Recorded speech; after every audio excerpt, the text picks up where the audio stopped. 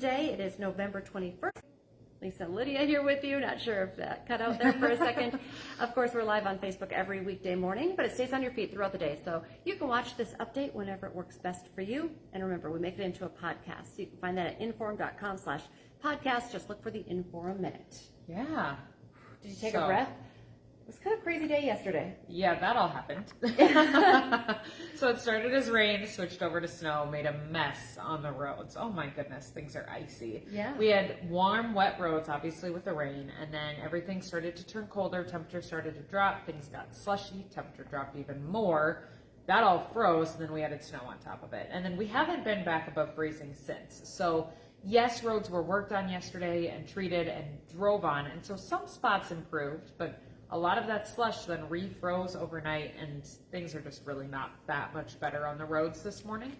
The only thing two things that are better is it's done snowing, so that helps, of course. And then the wind is backing down. Yesterday we had gusts 40 to 60 miles an hour. This morning close to 25 miles an hour, but letting up even more this afternoon. 5 to 15 will be your wind later on today. So that's moving in the right direction.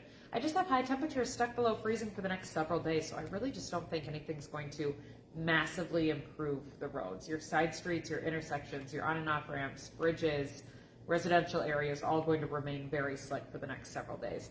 I have a cloudy sky today. If we can work in a couple peaks of sun, that will help. Okay. So that's something that would help to improve those roads. I just don't think we're going to get enough sun for long enough to really do any kind of melting. So watch out for slippery spots for the next few days. Cloudy to mostly cloudy skies and high temperatures mid to upper 20s. That's today, tomorrow, and Saturday. By Sunday, we start to watch out for our next chance of snow.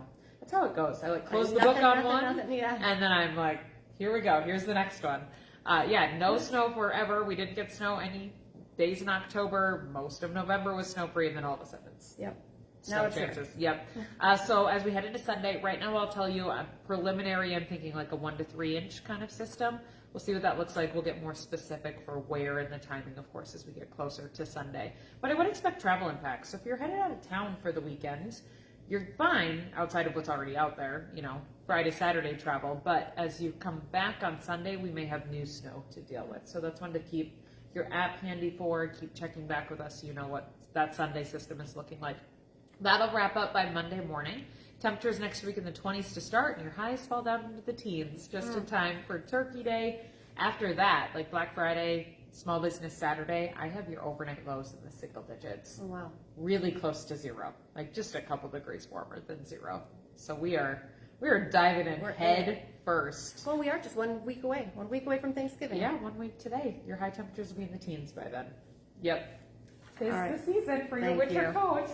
Thanks. And of course, as Lydia is talking about more snow on the way and the roads still being slick, of course, just want to remind people to take it easy on the roads. We are getting reports of a lot of accidents. Of course, it was a very busy day yesterday for our local law enforcement and first responders.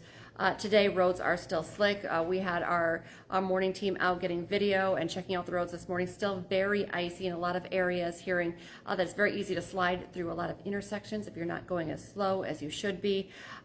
Things are slowly improving. Plows are out. We do know the travel alert has been lifted.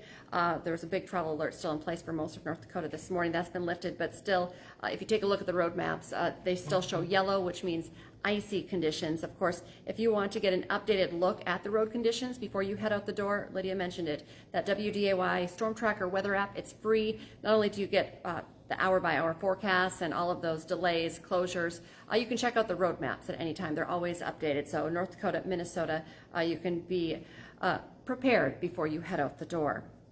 In other news this morning, the mother of a man shot and killed outside a West Fargo church believes the shooter had other options and says not filing charges against him sends a dangerous message.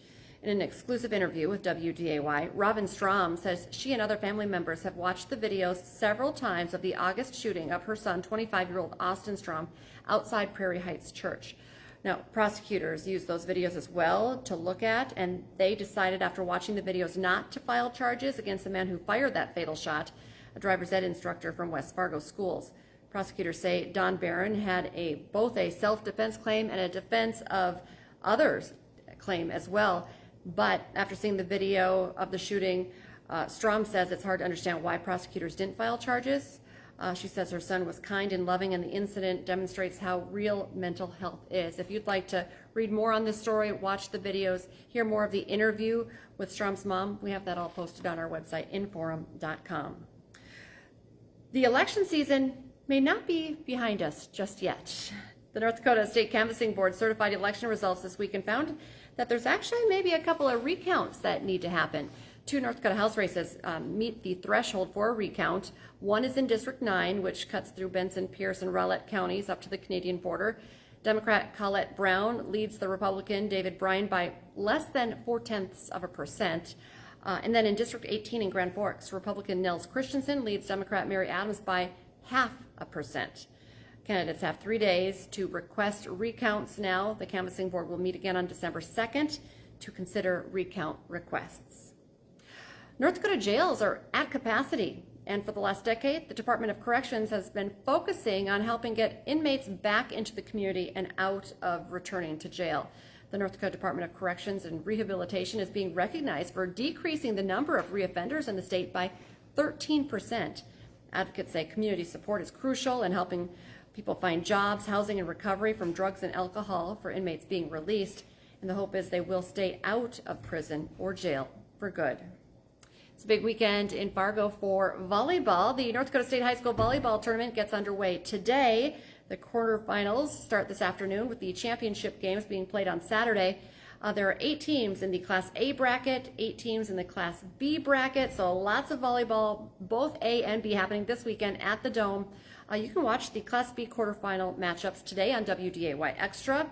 The Class A quarterfinals will be on WDAY 2. Tomorrow, all semifinals will be on WDAY 2. We have a massive amount of volleyball coverage for you this weekend, but no matter where you are, you can watch every single game with our WDAY Plus. We're streaming the games, so make sure you have that downloaded on your smartphone, on your mobile devices, smart TV, and you can get access. So it's a great resource for getting all of your high school volleyball action this weekend. And talking sports, Hot Mike with Don Mizzo is coming up here 9 to 11 on WDAY Extra and also on inforum.com. For the second time this season, Fargo Shanley graduate Emmett Kenny kicked a game-winning field goal. The Stanford standout will join Dom on his show to talk about that big game winner, so that'll be a fun interview. Plus, Selection Sunday is now just 4 days away. Who gets seated and how does the field get determined? Playoff chair and Bison AD Matt Larson will tell us all about it. So join Dom and Hot Mike this morning from 9 to 11 on WDAY Extra, also on inforum.com. And now is a great time to get that inforum.com subscription. It's your all-access pass to all of these news, weather, sports, headlines, everything I've been talking about, all in one spot. 99 cents a month for your first 3 months. Just go to inforum.com/subscribe to check out that deal. And remember to join us today for live coverage on air. Of course, our next newscast is coming up at 11 this morning, an hour-long newscast with Becky Parker. And then we have you covered this afternoon starting at 4, 5, 6, 9, and 10. And of course, I'll be back tomorrow morning with more First News from 5 to 7. Have a great day, everyone.